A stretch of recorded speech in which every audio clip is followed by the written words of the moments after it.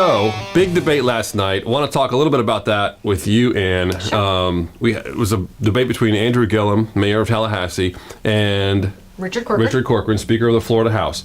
The two duked it out over the issue of sanctuary cities, and it was a spectacle. Honestly, it was one of these things where it was like, you wait for football season to start, and you finally get that preseason game. And it's like a meaningless game. Sure. But you want to watch it anyway because you're just do. starving for some football. Right. Same thing. The room was packed. Our friends over at the Florida Internet and Television hosted it. Right. It was a fabulous job, flawless broadcast, and it was all on Facebook Live. But they had it on a giant, 100-inch screen, or maybe 4 different screens of, I don't know. It was huge. Very well done. Good. And it had a huge crowd on hand, all mostly reporters, but they had Spin, they had Bascom from and her team, Kate and his team. It had all the hallmarks of a real live general election debate. Well, it's been like 8 years since You're a political participated in that. Yeah, political dork. That was fun. It's always fun to go to the debate when I did it with Rick Scott. It was it's a big atmosphere. It's very American, I think. Yeah, it's good for American. democracy. Yeah, it's democracy. But the debate itself, I think, who do you think won?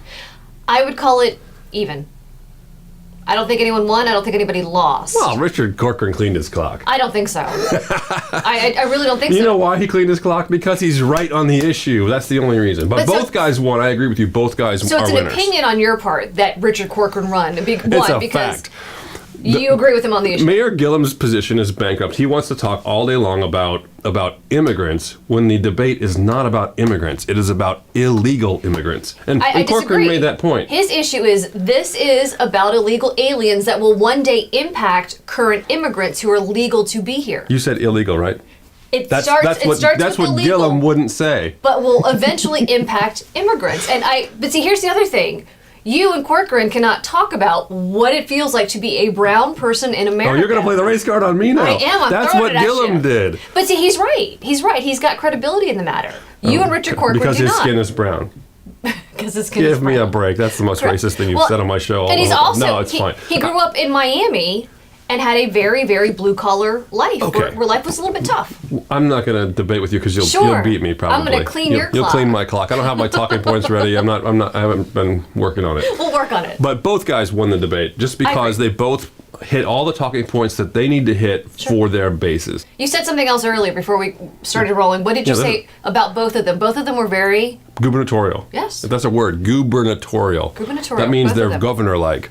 Right. But they both came across well. They both had a good stature or good stage presence, and they both were obviously well prepared with facts, figures, statistics. Their communications teams did a good job. They had them prepped for the post-game spin room, so to speak. Right. It was a solid performance, and it was fun. It was a fun atmosphere, and it was just a good thing to do. It was fun. It again, very American, very democratic. I loved it. Roll a couple clips. Okay, here we go. It's good.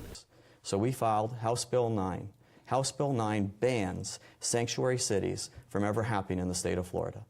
Basically, it's very simple. All it says is state and local authorities, you need to cooperate with the federal authorities, and if you have a criminal illegal immigrant in your custody, you have to hold them for just 48 hours until the authorities can come.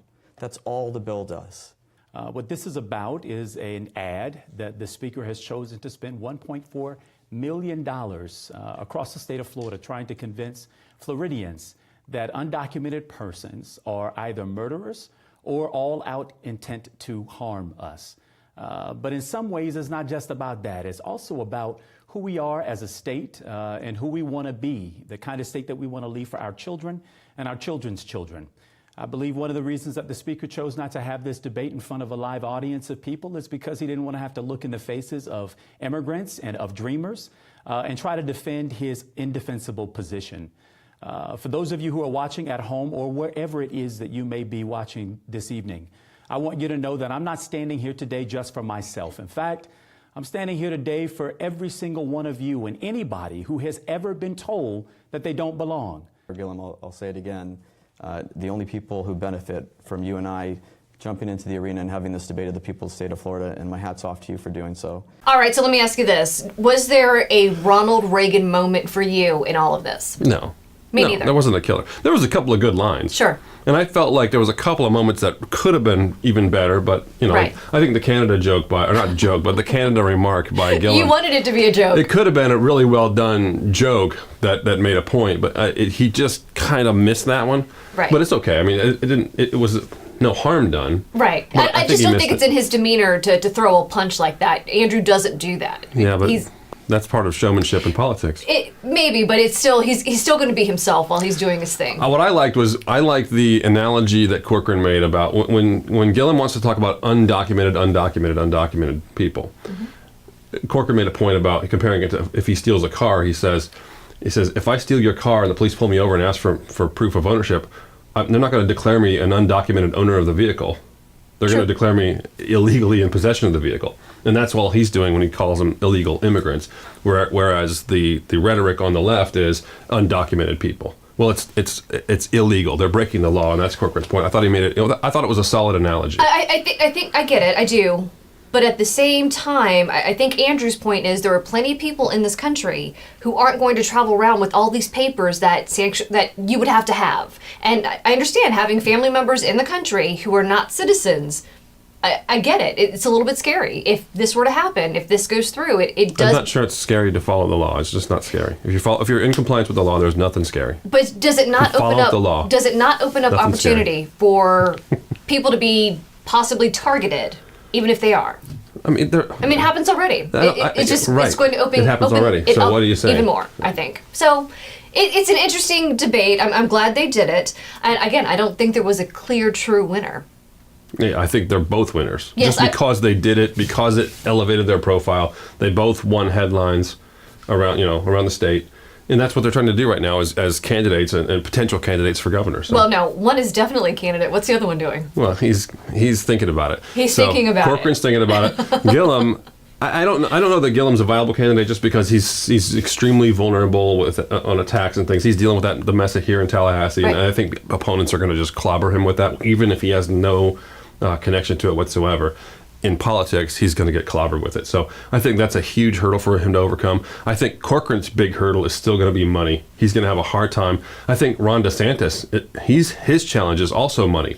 He's probably going to have a good message. He's going to have good support from the conservative sort of media environment in the New York, as we like to joke around. He's Sure. in New York a lot, not so much in Florida. But I think he's going to get a lot of bang for that buck there. But I'm not sure if it's going to be enough. He's going to have to raise a lot more money to really close the gap to beat Adam Putnam. Well, I think the other big problem for Corcoran, too, is the name recognition issue. Right. Obviously, That's why today's a win. why you agreed This to do debate this. makes him a winner, just because it does. Every little bit helps. Every little bit helps. I completely agree. But yeah, so I guess for once we mostly agree. Mostly, I would say 80%. Don't agree. Well, I'm the winner here today. She's a winner. Let's agree on We'll that. declare you the winner. Yay! Meaningless debate on our show. That's all we've got for this week. Thanks for watching.